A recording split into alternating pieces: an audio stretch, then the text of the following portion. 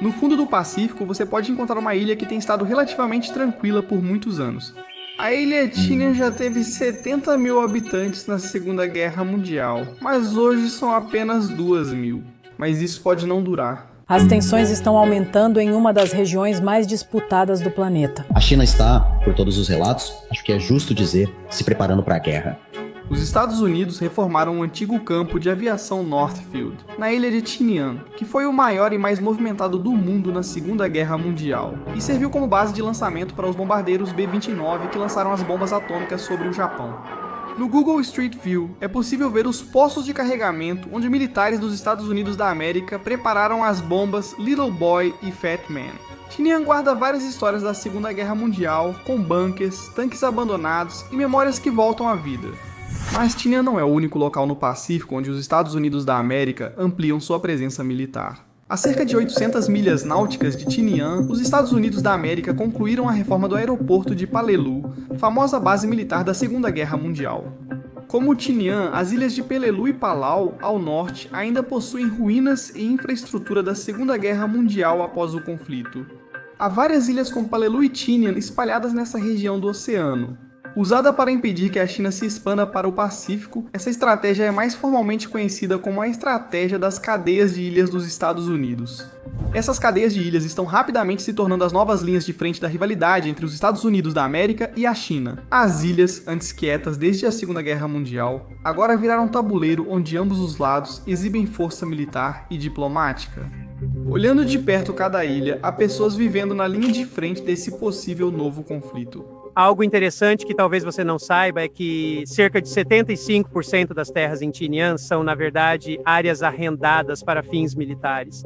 Se você olhar um mapa de Tinian e procurar as pistas de pouso, verá que toda a área ao norte delas é arrendada para fins militares. Para compreender como os moradores veem a reabertura de bases e campos de aviação dos Estados Unidos da América nas ilhas do Pacífico, falei com Walt, guia turístico de Saipan, vizinha ao norte de Tinian, que comanda o canal Discover Saipan no YouTube. Perguntei ao Walt o que os moradores de Tinian pensam sobre os Estados Unidos da América reabrirem o campo de aviação militar no norte da ilha. Ok, é uma resposta meio complicada, mas eu diria que a maioria das pessoas é favorável a isso. No entanto, tenho que dizer que existe um grupo de pessoas, ativistas pelos direitos indígenas e pessoas preocupadas que o avanço progressivo dos militares possa levar à perda da posse de terras por parte dos povos indígenas. O avanço militar se intensificou quando o Japão tomou a ilha da Alemanha na Primeira Guerra Mundial. Nesse período, o Japão criou infraestrutura importante como campos de aviação e iniciou a fortificação da ilha.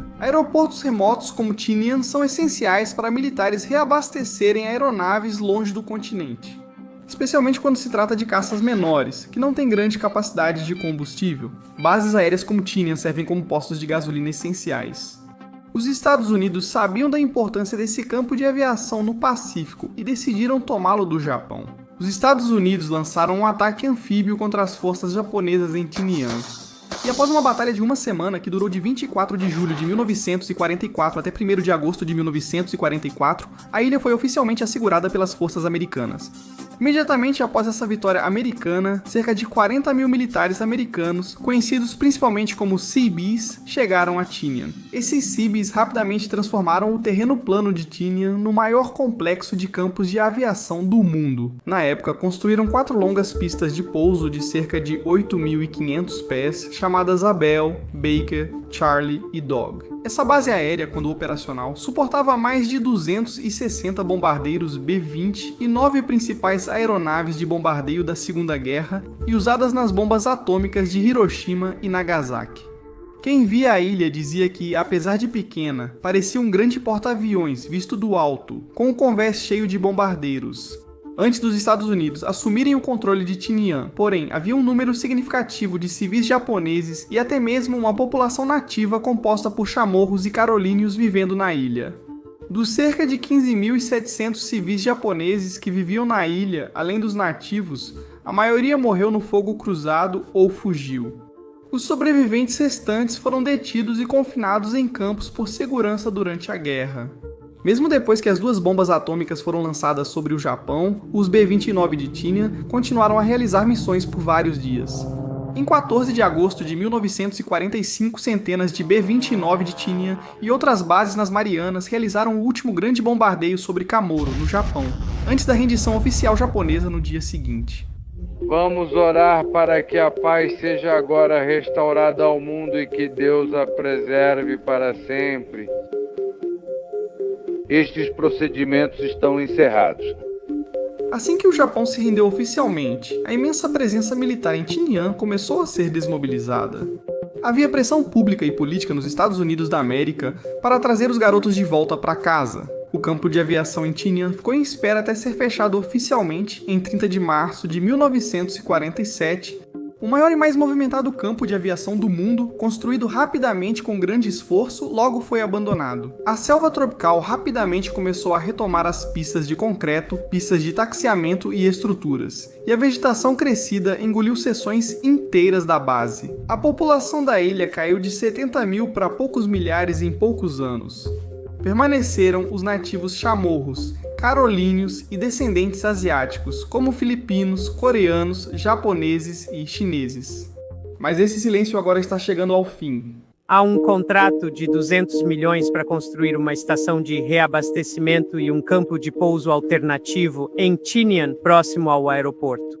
E também há um contrato de 400 milhões para realmente repavimentar as pistas. Imagens de satélite mostram que o Northfield está mais visível, com as 4 pistas claramente definidas e até operacionais, usando o coral como pista. O problema de levar as aeronaves de combate menores para lá é, como é um campo de coral, há muitos objetos estranhos no solo, esse coral solto que é sugado para dentro dos motores. Para entender como é o Northfield hoje, conversei com Seth Lake, piloto da reserva da Força Aérea que pousou em Tinian em 2023 em um C-130 militar. Mas aquela foi a primeira vez pousando em coral. E é uma superfície interessante porque é muito aderente, não é como terra. Você não desliza tanto e isso é bem agressivo para os pneus, pois é muito afiado. Sabe, há muitas bordas afiadas, então aparecem vários pequenos cortes no pneu ali. Acredito que ao operar frequentemente em coral, você gastaria bem mais pneus. Além das melhorias que estão sendo feitas no Northfield, o sul de Tinian é o Aeroporto Internacional de Tinian. Há construções visíveis aqui, onde os Estados Unidos da América criam uma área de carga com extensão de taxiway e instalam tanques de combustível ligados por dutos ao Northfield. Também constroem uma instalação de manutenção para aeronaves militares. Os Estados Unidos estão investindo centenas de milhões nesses contratos porque vem uma ameaça clara e crescente da China expandindo suas capacidades militares para o Pacífico. Na verdade, nossa guinada para o Pacífico remonta à administração Obama. Vamos fortalecer nossa presença na Ásia-Pacífico e os cortes orçamentários não acontecerão às custas dessa região crítica. A China tem transformado recentemente pequenas áreas desabitadas na altamente disputada cadeia de ilhas Spratly em postos avançados fortemente militarizados. Vários desses novos postos avançados militarizados foram erguidos em ilhas artificiais localizadas a milhares de milhas no mar.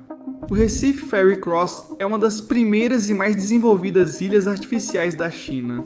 O que antes era um recife submerso, agora conta com uma pista de 3.000 metros, capaz de suportar uma operação militar completa.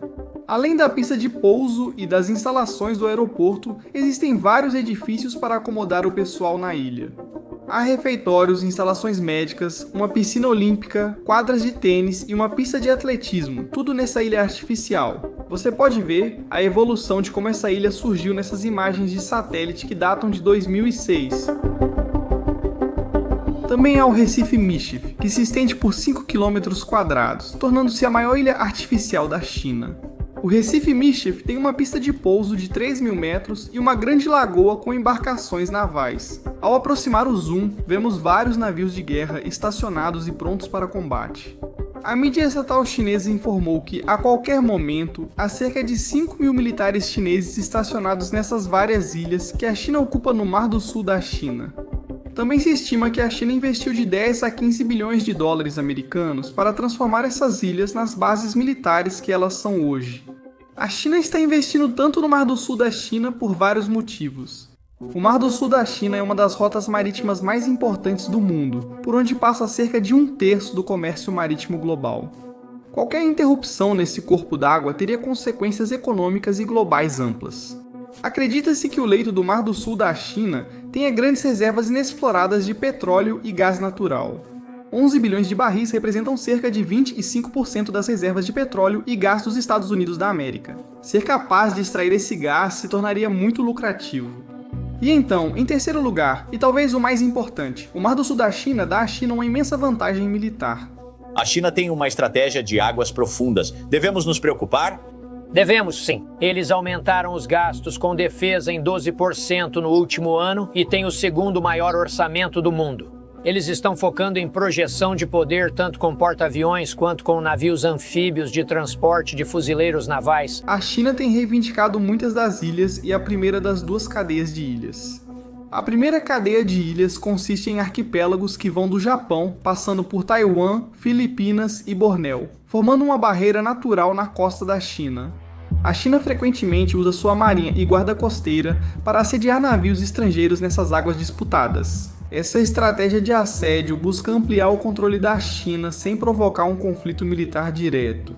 A China tem assediado vizinhos usando canhões de água de grande porte. A China tem regularmente disparado jatos de água contra navios navais filipinos muito menores no Mar do Sul da China, mirando em equipamentos sensíveis como antenas de navegação e sistemas de comunicação. Esses jatos de água de alta pressão causaram danos significativos às embarcações filipinas e até ferimentos em seus tripulantes. A China não só tem usado esses canhões de água, mas também começou a intencionalmente encostar e colidir com embarcações filipinas. Em 2024, a 60 minutos dos Estados Unidos da América estava a bordo de uma embarcação filipina, quando a marinha chinesa colidiu com o navio, causando grandes danos. Eles não miram só nos militares filipinos, até pescadores locais acabam no fogo cruzado. Pescadores filipinos que tentam lançar suas linhas em um recife chamado Scarborough Shoal, que é abundante em peixes, têm enfrentado hostilidade da China. As Filipinas reivindicam território sobre esse recife, já que ele está a apenas 120 milhas de suas terras, enquanto a China reivindica o recife citando mapas e textos antigos. E até mesmo Taiwan reivindicou território sobre o Recife com base em fundamentos históricos. Como essas são águas disputadas, a China tem cercado qualquer pescador filipino que tenta pescar perto desse Recife com seus enormes navios militares.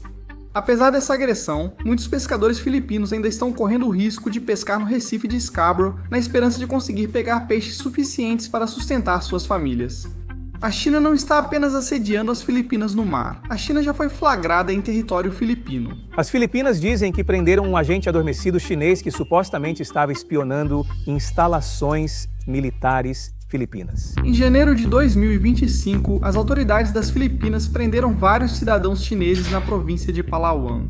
Esses indivíduos fingiam ser turistas, mas isso não era verdade. Os dispositivos móveis deles continham fotos e vídeos de instalações sensíveis das Forças Armadas e da Guarda Costeira das Filipinas, onde eles conseguiram imagens de estações da Guarda Costeira das Filipinas e de pequenos navios da Marinha Filipina.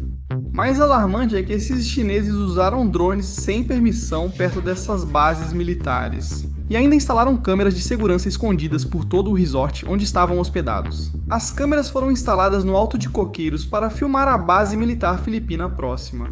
Esse resort, chamado Sunseas Beach Resort, fica ao lado do destacamento naval em Oyster Bay. Algumas dessas imagens foram transmitidas ao vivo para a China por câmeras solares. Quando agentes da lei filipinos prenderam esses chineses, encontraram mapas e registros de navios documentando embarcações navais dos Estados Unidos da América e Filipinas. Mas essa não foi a única prisão. Muitos outros espiões chineses foram presos no continente filipino nos últimos anos, gravando vídeos e documentando os movimentos militares dos filipinos. Mas sem dúvida a área mais importante sobre a qual a China quer afirmar sua dominância é Taiwan. Pequim diz que continuará realizando exercícios militares em grande escala no ar e nas águas ao redor da ilha, em aparente demonstração de força na região. Taiwan anunciou a criação de 5 novas brigadas militares devido ao aumento da agressividade da China. No início de abril de 2025, a China realizou uma operação militar em grande escala conhecida como Thunder Strait 2025A, ao redor de Taiwan. Essa operação militar foi um exercício de treinamento sobre como a China invadiria Taiwan. A China cercou Taiwan com 76 aeronaves e 15 navios de guerra. A China afirma que os exercícios militares em torno de Taiwan continuarão até a reunificação com a China continental. A liderança de Taiwan afirma que não pretende perder a independência e considera esses exercícios militares provocativos e prejudiciais à paz regional. Os Estados Unidos buscam evitar que a China invada Taiwan sem envolver suas próprias forças militares. Embora não tenham prometido intervenção direta, os Estados Unidos se preparam para possível conflito ao reformar antigas bases da Segunda Guerra Mundial na região. Mas o que os habitantes das ilhas pensam da China e das tensões? Eles se preocupam tanto quanto os americanos do continente? Pedi para Walt descobrir. Uma das coisas que é diferente aqui, se você viesse morar aqui, veria uma sociedade mais diversa do que vê nos Estados Unidos. Meu senhorio pode ser chinês, meu vizinho ao lado é filipino, o professor do meu filho ou filha pode ser coreano ou pode ser um americano do continente. De modo geral, as pessoas que vivem aqui não têm esse mesmo sentimento de diferença e de nós contra eles que um americano típico do continente pode ter. Quando você pensa na Coreia, quando você pensa na China, você pensa subconscientemente no inimigo, em alguém que é uma ameaça para os Estados Unidos. Eu diria que a pessoa média que vive aqui, mesmo os americanos do continente que vêm para cá, não veem esse grupo de pessoas como uma ameaça. O mesmo conjunto de ideias que um americano do continente foi levado a acreditar. Embora Walt certamente não fale por todos que vivem na primeira cadeia de ilhas, ele representa um ponto de vista bastante comum. Pesquisa de 2024 mostra que 61% dos taiwaneses acham improvável uma invasão chinesa nos próximos 5 anos. Uma pequena maioria, 51% dos taiwaneses, acredita que os Estados Unidos da América enviariam tropas para apoiar Taiwan se a China invadisse. Nos Estados Unidos, muitos acham que defender Taiwan militarmente pode ser estratégico e econômico. Taiwan é o principal polo mundial de semicondutores, essenciais para quase toda a tecnologia moderna. Uma tomada de controle chinesa dessa fabricação de semicondutores certamente daria à China uma vantagem enorme na corrida da inteligência artificial. Com os Estados Unidos já operando e reformando muitas de suas bases militares no Pacífico, como as de Tinian e Peleliu, eles possuem a infraestrutura regional para conter uma invasão chinesa.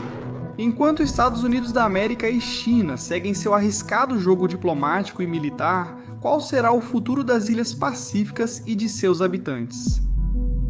E um agradecimento especial ao Walt e Seth por terem dedicado seu tempo para participar deste vídeo. Confira os canais deles, que estão linkados na descrição.